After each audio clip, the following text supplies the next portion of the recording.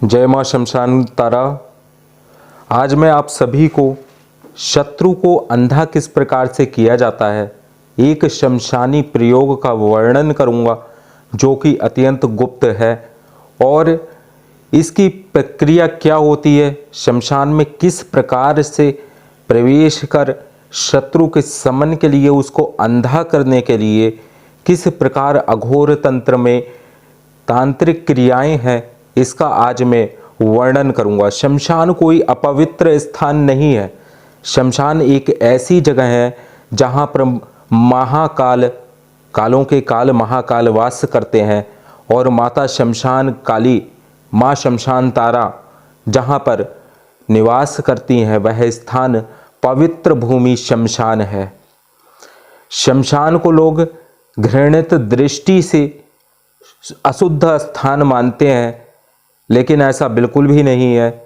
शमशान भगवान शिव का सबसे बड़ा शिवाला है। और आज मैं इसी विषय पर चर्चा करूंगा। शमशान की अब आने वाले कुछ दिनों में शमशान की क्रियाएं, शमशान को कैसे जागृत करते हैं, शमशान को कैसे सुलाते हैं, यह सब चीज़ें मैं आपको बताऊंगा। और आज जिस विषय पर हम वार्तालाप कर रहे हैं वह विषय है शत्रु को अंधा करने का। शत्रु, साधारण भाषा में अगर कोई आपने किसी से किसी बात से कहा सुनी हो गई, तो शत्रु वह नहीं होता। शत्रु वह होता है जो जानबूझकर बार बार एक व्यक्ति को ही नहीं, अपितु 100, 200, 300 ऐसे कई प्रकार, कई तरीके से लोगों को शोषित करता है। और उसको मतलब कि सभी लोग उस व्यक्ति से अगर परेशान है, तभी ऐसे व्यक्ति को शत्रु मानकर यह क्रिया करें। अन्यथा इस क्रिया को छोटी मोटी लड़ाई होने पर कभी भी प्रयोग ना करें। सफल तांत्रिक वही होता है जो हर कार्य अपने विचार से सूझबूझ के साथ करता है, जिसके अंदर विवेक की शक्ति होती है। मान लो मेरे पास कोई आता है, कहता है कि ये व्यक्ति मेरा शत्रु है, इसके साथ में ऐसे कर दीजिए कि ऐसा हो जाए। भाई, अगर उस व्यक्ति से 100 लोग परेशान हैं, तब मैं उस व्यक्ति के लिए, उसके शत्रु के लिए कुछ करता हूँ। अन्यथा ऐसे छोटी मोटी लड़ाई झगड़े तो हर किसी के साथ होते रहते हैं।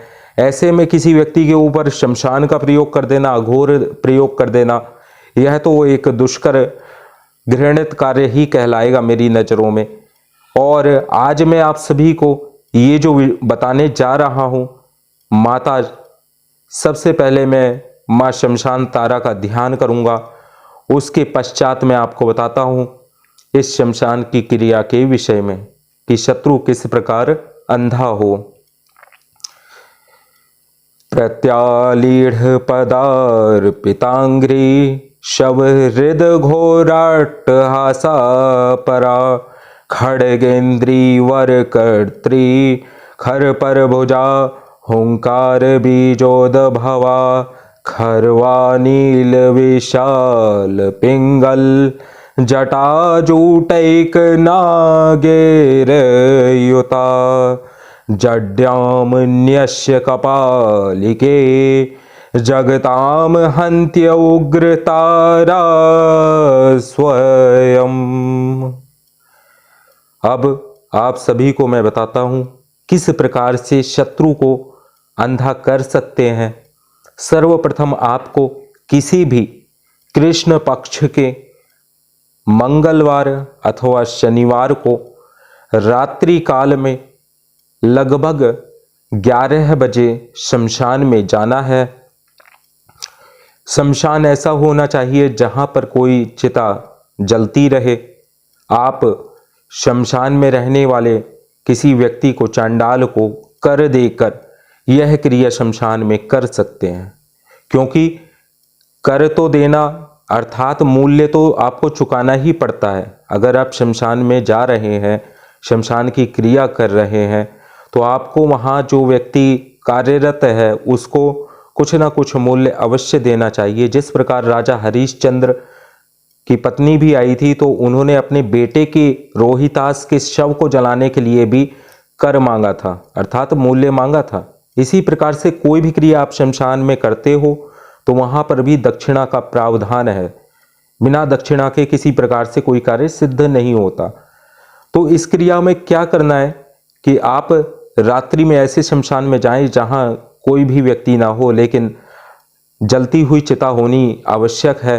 साथ ही साथ कोई उसमें अधजला मुर्दा भी है वह भी चलेगा, लेकिन आपको शमशान में जाकर उस चिता के समीप जाकर सारे वस्त्र निकाल देने हैं।